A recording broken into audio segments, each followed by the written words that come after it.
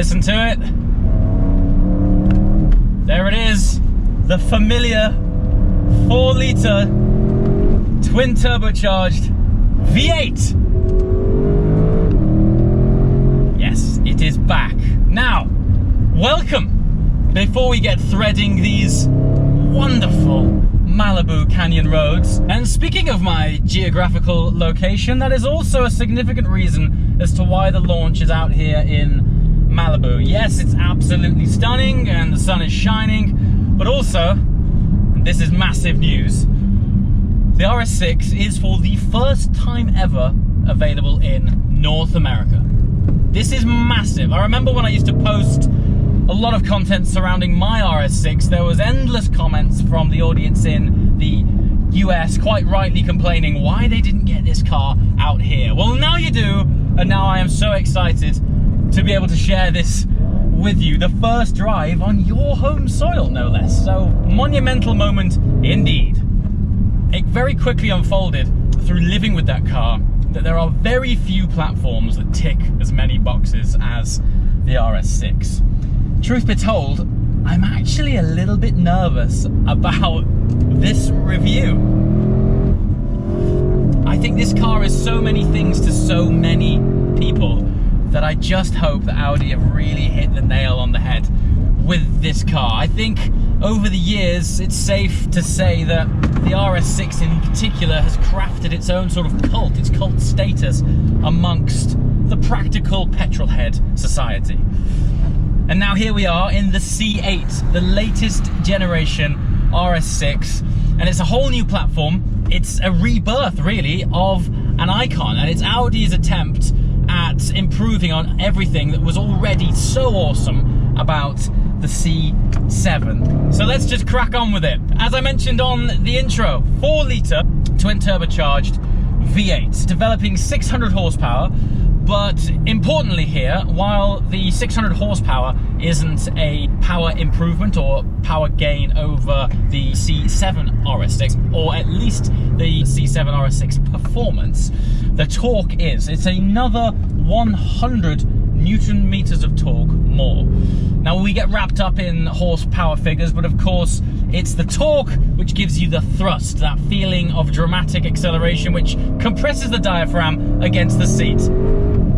Oh, and there's plenty. It's absolutely ballistic.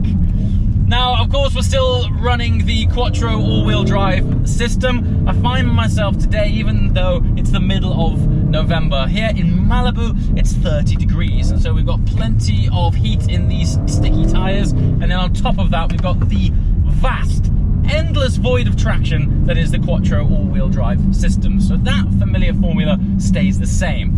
What has changed, however, and this is predominantly within the realms of dynamics, because as a platform it stays fairly similar. Yes, it's built on an entirely new architecture, but it's that familiar and lovable 5-seater, big boot, practical all-wheel drive, powerful format, which is the fundamental basis of why this car is so many things to so many people, and why it's a sort of realistically aspirational car, because on the one hand, it can do this, and then if I tap the RS mode button here and drop it down into chill mode, it can do this. And it does both of those things, both of those extremes, incredibly well. And that's the appeal of this platform. But first of all, I conveniently find myself on one of the most incredible driving roads out here in Malibu. It's a canyon road, and it twists and turns like one of the finest alpine stretches I've ever experienced. So I feel incredibly lucky to be on here with this car, namely because for the first time on an RS6 product, the option of rear wheel steer and a fancy RS6 specific differential is now available to option. Now, it wasn't that the RS6 previously was a slouch. No, that thing was a real brute, proper straight line puncher, and to be fair, even in corners, it was relatively dynamic for its size and weight. This car, with the new rear wheel steer and fancy RS diff, it takes corners like a double jointed stoat. It is so agile. I mean, I can't tell you the kind of road I'm on right now. And then after the apex, that familiar and famous dramatic swell of torque that catapults you out of the apex.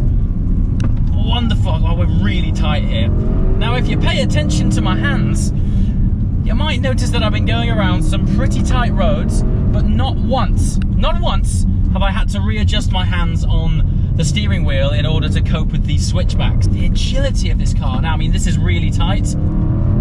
It's amazing. There is also one more fancy feature, which is new for RS6. There's actually a little motor on the steering column, which effectively creates an artificial ratio for you, so you don't have to input as much steering angle to get out a vast amount of steering input.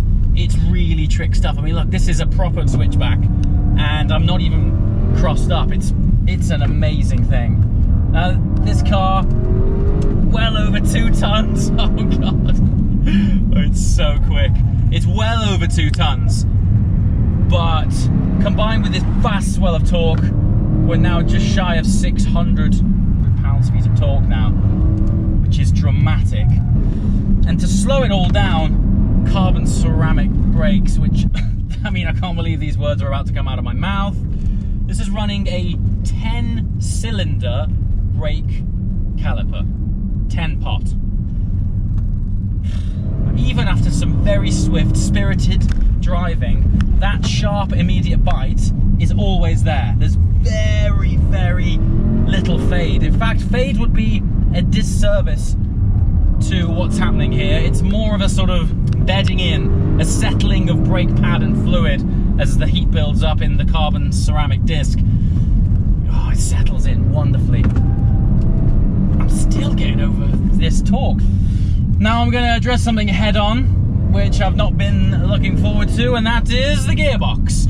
Now, when I did the first look of this car a few months back in Germany, I learned that this is now running a more conventional torque converter gearbox, but it is for the first time 8-speed gearbox.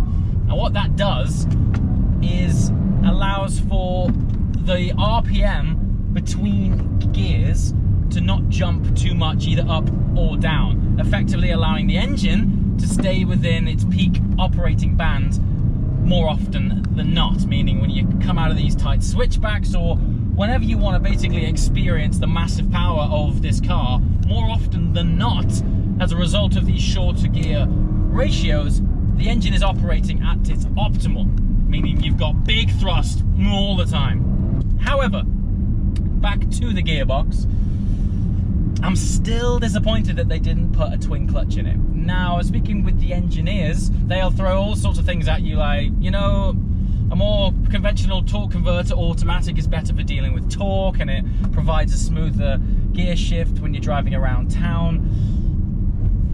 Yes, but also, take for example the Porsche Panamera Sport Turismo. That runs big power, big torque, and you guessed it, a twin clutch gearbox. Now, for the driving part of this car, which, let's face it, if you're buying this car, that's the only reason you would buy this over a more standard A6. The RS6 is the bit where you want to turn it up to 11, find yourself on a road like this, and you just want to exploit it for all it's worth. On this road, which, as I'm sure you've gathered right now, it's a proper driver's road. It's very tight and twisty, and sadly, I don't think the calibration and character of this gearbox lends itself quite as well, and this is the important bit, on this kind of road as it might do using a twin clutch box, particularly under heavier braking and downshifts. While it is faster in the actual actuation of the shift than the previous box, it's when the engine and gearbox decides to allow you to be able to make that shift is the biggest difference between a twin clutch and a more conventional auto. And this, again, I want to reiterate, on this kind of road.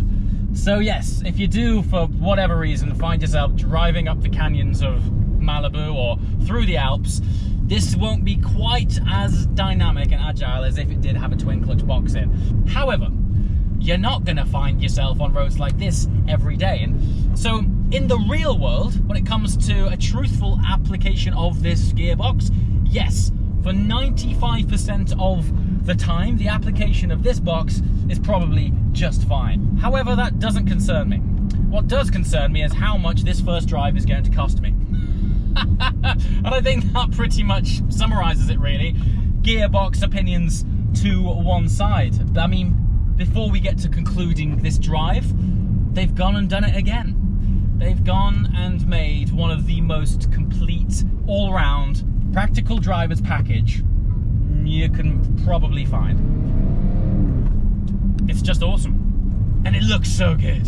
It looks brilliant. I mean, they've really stepped it up. The previous gen C7 RS6, that had a grille that said, "Dispatch yourself from my vicinity, I am coming through." This swallows the vicinity up entirely, creates its own Audi black hole, and spits you out the other side into a different dimension. And then it backs it up with all of that power. Now suspension. Very trick indeed. So Audi actually offer two variations of suspension. Think of it as a more conventional sort of adaptive coil spring setup, and then a 3-cylinder air suspension system, which this is using right now. Now what that affords and what that provides is a vast spectrum of adaptability when it comes to comfort and handling. So in comfort mode, in fact I shall put that on right now using the dynamic select switch just down here. Let's go dynamic, auto, comfort. Okay, so we're in comfort right now. Remarkable. What is most remarkable, and something that I haven't touched on, which comes in part with the 10-pot brake calipers. You can't accommodate that size of brake without increasing the circumference of the wheel. So in order to wedge in massive carbon ceramic brakes and vast calipers, you've got to take on board a larger alloy wheel to fit them with inside.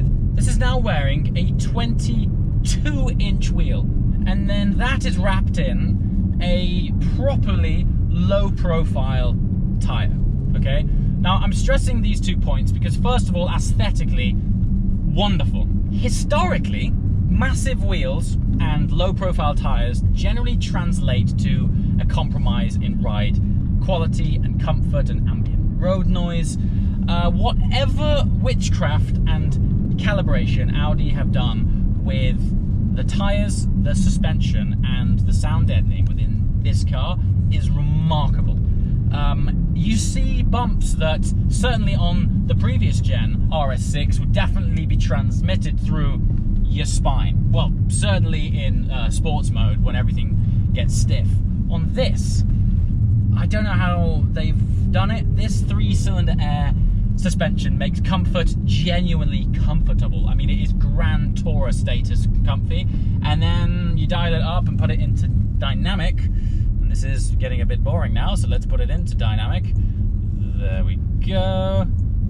Yes, put it into dynamic. Immediately, you feel the whole thing get taut, it's stiff, it sort of gets on its tiptoes, and everything just gets a little bit sharper. And as I'm sure you can see by the way I'm bouncing around right now, it does get distinctly stiffer. I think if you've ever had a love for RS6, be from an owner's point of view or a fan's point of view, you can all sit back happy, and you can all still either aspire to owning one or look forward to buying one, because it's so much fun. And then that's on top of me forgetting that you could fit an Isofix in the back with your kid, dog in the boot, mother and mother-in-law along for the ride, and your best mate riding shotgun. And you can all do that with a 0 to 60 time of 3.5 seconds. And that's what this car is all about. Just dynamic practicality in a package like almost no other. As always, guys, thank you so much for watching. Leave your questions and comments below. I know there will be plenty of them. Let me know what you think of this car. and let me know what else you would like to see on this channel from RS6 content. I've got a funny feeling there'll be plenty more to come. Ciao.